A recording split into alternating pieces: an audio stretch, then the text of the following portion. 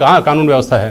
कानून व्यवस्था तो है ही, उस पर तो सवाल हम उठा ही नहीं रहे। हम तो ये बात कर रहे हैं असगर अली साहब कि इतनी जीके तो किसी की अपडेटेड है नहीं एक एक कस्बे के बारे में। ये तो आपने एक पर्टिकुलर बात बताई स्पेसिफिक कि वहां ऐसा है, हो सकता है ऐसा हो।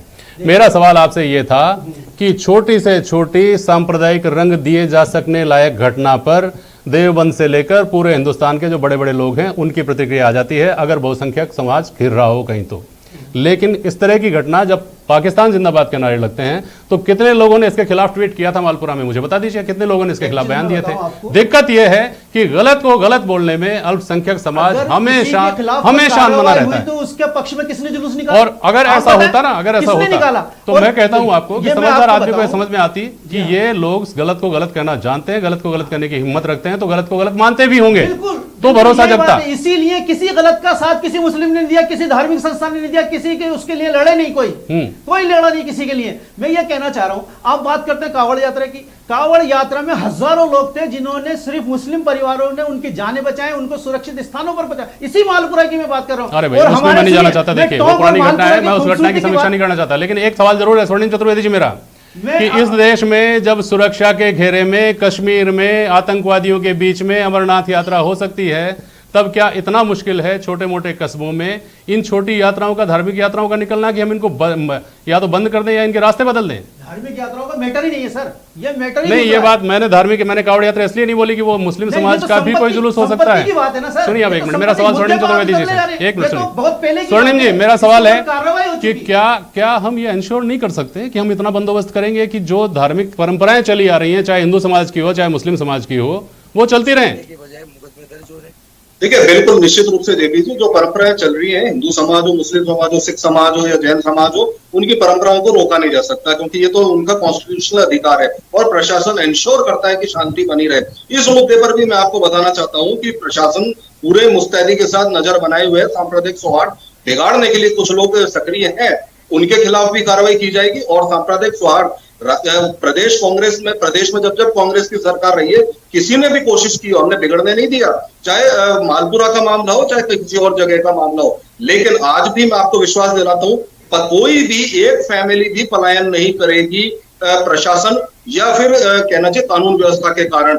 बाकी अपने तरक्की के लिए कोई बाहर जाता है वो एक अलग बात है, और निश्चित रूप से राजस्थान में हमारी सरकार इंश्योर करेगी। इनकी पार्टी ये कहती है स्वर्णिम चतुर्वेदी जी कि अगर स्ट्रीट वेंडर्स को लेकर के कहीं कोई ऐसी घटना होती है कि उससे आम आदमी भी झकझोर जाता है, अपने आप को झकझोरा हुआ महसूस करता है, उसमें आप कहते हैं कि किसी को चिंता करने की जरूरत नहीं है, सुरक्षा की गारंटी हमारी।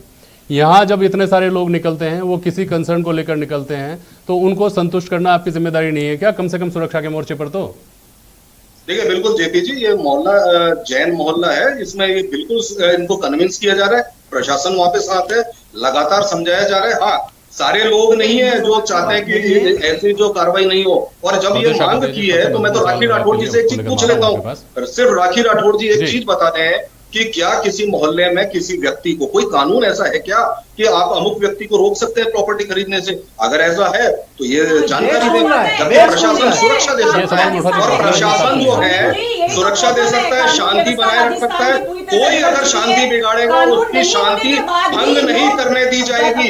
और राजस्थान में ये बहुत लंबे समय से प्रक्रिया चल रही है, शांति भंग करने के लिए, सांप्रदायिक सौहार्द बिगाड़ने के लिए ये प्रक्रिया हम चलने नहीं देंगे। और जो भी व्यक्ति इसके पीछे होगा उसको रोकेंगे, चाहे वो किसी भी समुदाय का हो, चाहे क्या कहना चाह रहे हैं स्वर्णिम जी? कौन नहीं सांप्रदायिक सौहार्द बनाने की कौन कोशिश कर रहा है? बोलिए राखी राठौड़, जवाब दीजिए। देखिए मैं सबसे पहले तो असगर अली जी की बात करूंगी, जिस तरह की बातें इन्होंने कही, उस गंगा जमुनी तहजीब अगर हमारे देश में रही है हमेशा और रहनी चाहिए, अगर वो होती तो इतनी लंबी चौड़ी बात ही नहीं होती। आप तो पूरी तरह से न्यूज़ 18 सर एक मिनट आप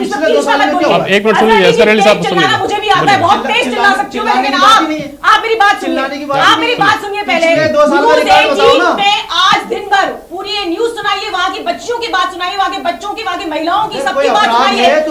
3 मंदिर शिफ्ट हो गए। आप बताइए जेपी शर्मा जी, आपने कभी सुना है ऐसी बात कि मंदिर भी शिफ्ट करने पड़े? पुलिस लेगी ना। असगर अली जी एक मिनट बात सुनिए, आप जिस तरह की बातें कर रहे हैं, ये जो आपने खयाली पुलाव बताया ना, वो चलिए अब समय हो गया। अवधेश ठाकुर साहब एक मिनट गलत बोल रहे हैं बिश्नोई जी ने कहा अपेक्षाकृत शांत माने जाने में, सुनिए ना अरे एक मिनट सुनिए, अब एक मिनट सुनिए, अब सुनिए, अब एक मिनट सुनिए, इस बहस से अलग मैं बात करना चाह रहा हूँ। अवधेश ठाकुर जी, अरे सुनिए ना, आप सुनिए, अगर कानून नहीं है तो 2.5 साल से राखी राठौड़ मैडम सुनिए, पूरा को बदनाम करना चाहती है। बदनाम नहीं, नहीं, बदनाम करना है। आप पिछले 2.5 साल से बताएं क्या रिकॉर्ड हुआ है? सरकार का पिछले 2.5 साल से संरक्षण है, बताएं। इसीलिए ये काम हो रहा है, टॉप और वैसे नहीं होता मालपुरा ऐसा। की खूबसूरती है कि गुजर हो गया। बहुल और मुस्लिम बहुल इलाके ने ठीक, ठीक, मिलकर ठीक, अब- श्री सचिन पायलट को जिताया। अब इस खूबसूरती से आगे की बात करते हैं हम। सुनिए, अब 1 मिनट सुनिए ना प्लीज। अवधेश शाकोदिया जी, राजस्थान को अपेक्षाकृत शांत प्रदेश माना जाता है और राजस्थान में वो मुद्दे जो आमतौर पर दूसरे प्रदेशों में राजनीति के लिए बदनाम हैं, वो मुद्दे यहाँ पर ज़्यादा हावी नहीं रहे हैं। लेकिन कुछ घटनाएं सिलसिलेवार इस तरह की नहीं हो रही हैं क्या, और कुछ नेताओं के दौरे इस तरह के प्रदेश के नहीं हो रहे हैं क्या, कि ऐसा लगता है कि राजस्थान की राजनीति भी अब ट्रांसफॉर्म होगी आगे आने